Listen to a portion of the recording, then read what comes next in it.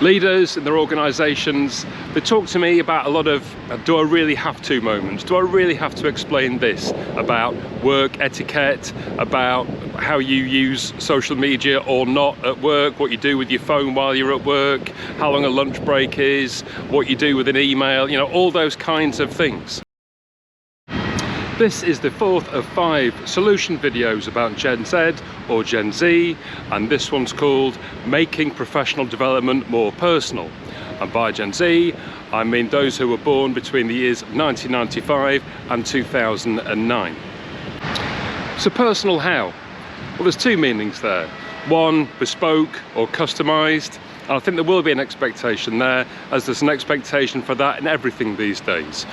They've got used to that from school or university, to have that customised experience. This is what you need to revise, this is what you need to work on, this is where the resources are, here's some one-to-one support or mentoring or others who can help you, and so on. So that does matter.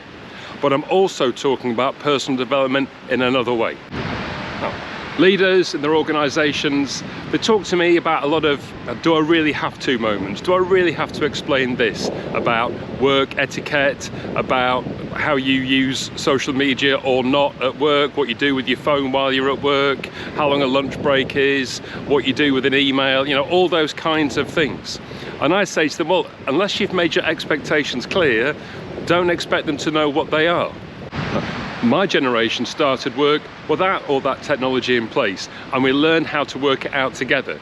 It's a big difference when you come into the workplace when you've been used to using it throughout your teenage years.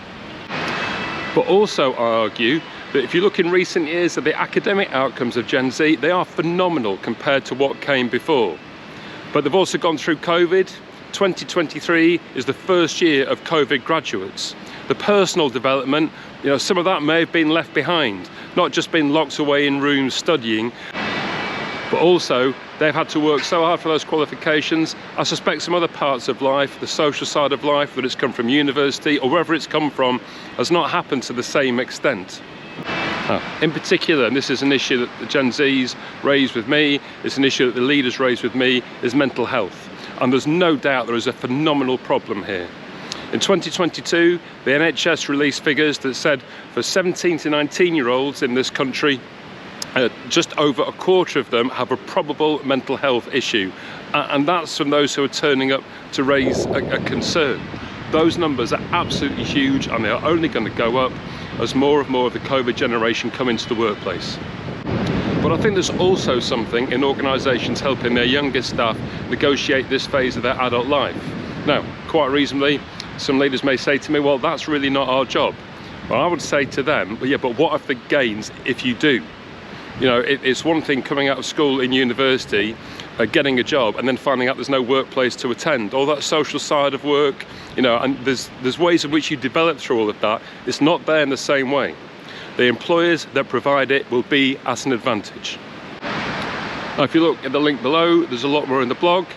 Thank you to all those for reading and commenting, and I'll see you for the final video in this series. Thank you.